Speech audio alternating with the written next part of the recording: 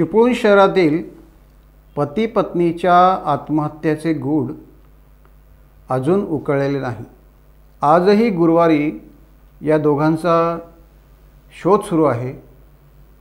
NDRF पथक कसोशीने या दोन्ही पती पत्नींचा शोध घेत आहे। पती पत्नीचे नाते खूप भावनिक असते। एकमेकांच्या बोलण्याच्या वेदना एकमेकांना होत असतात, तरी एकमेकांना सोडून दूर राहणे ही बाब अशक्यप्राय आहे। तरी असे काय घडले की गंधारेश्वर पुलावरून पत्नीने शास्त्री नदीत उडी मारून जीव दिला? हे ऐकून तुम्हाला धक्काच बसला असेल, पण हे सत्य आहे की जेव्हा एखादी घटना जीवावर उदार होऊन टोकाचे पाऊल उचलण्यापर्यंत जाते, तेव्हा त्या घटनेमागे नक्कीच कोणाचा तरी दोष असणार। अश्विनी निलेश आहिरे वय 19 व तिचा पती निलेश रामदास आहिरे वय 26 हे चिपळूण शहरातील पाग नाका येथे राहत होते। त्यांचा संसार गुण्यागोविंदाने सुरू होता। घरामध्ये सासूबाई पण होत्या।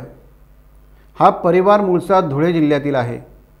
बुधवारी सकाळी हे दोघे पती पत्नी गंधारेश्वर मंदिरात गेले। तेथे त्यांनी देवाचे दर्शन घेतले। काही काळ ते दोघे तिथेच बसले। त्यानंतर हे दोघे पती पत्नी दुचाकीवरून पुढे जात असता अचानक पत्नी अश्विनीने गंधारेश्वर पुलावरून शास्त्री नदी पात्रात उडी घेतली। तिने उडी घेतल्यानंतर तिच्या पाठोपाठ पती निलेशने उडी घेतली। काही काळ अश्विनी बुडतानाचे दृश्य व्हिडिओमध्ये व्हायरल झाले आहे, पण निलेश मात्र कोठे दिसला नाही। त्याचे कुटुंबीय सांगतात की निलेशला पोहता येत नव्हते, त्यामुळे ज्या ठिकाणी त्याने उडी मारली त्या ठिकाणी तो बुडून प्रवाहासोबत वाहत गेला असावा।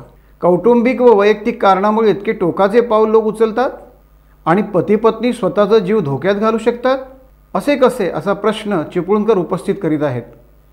आज गुरुवारी देखील अश्विनी व निलेशचा शोध NDRFचे पथक घेत आहे।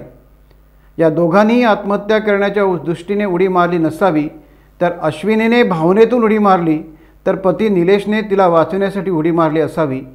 या घटनेने चिपळूण परिसरातील पाग नाका येथे दुःखद छाया पसरल्याचे दिसून येत आहे। मे महिन्यात लग्न झाले आणि पती पत्नीचा संसार अशा पद्धतीने उद्ध्वस्त झाला, हे त्या कुटुंबावर ओढवलेले अपार दुःखच म्हणावे लागेल। आमचे प्रतिनिधी नंदकुमार चिटणीस यांनी या घटनेसंदर्भात सुरू असलेल्या तपासाचा आढावा घेतला असता आत्महत्येपूर्वी या दोघांमध्ये झालेली वादाची ठिणगी हीच या घटनेची पार्श्वभूमी आहे, असे पोलीस तपासात उघड होत आहे। टाइम्स डिजिटलला लाईक करा, शेअर करा, सबस्क्राइब करा आणि बेल आयकॉन दाबायला विसरू नका। Times digital.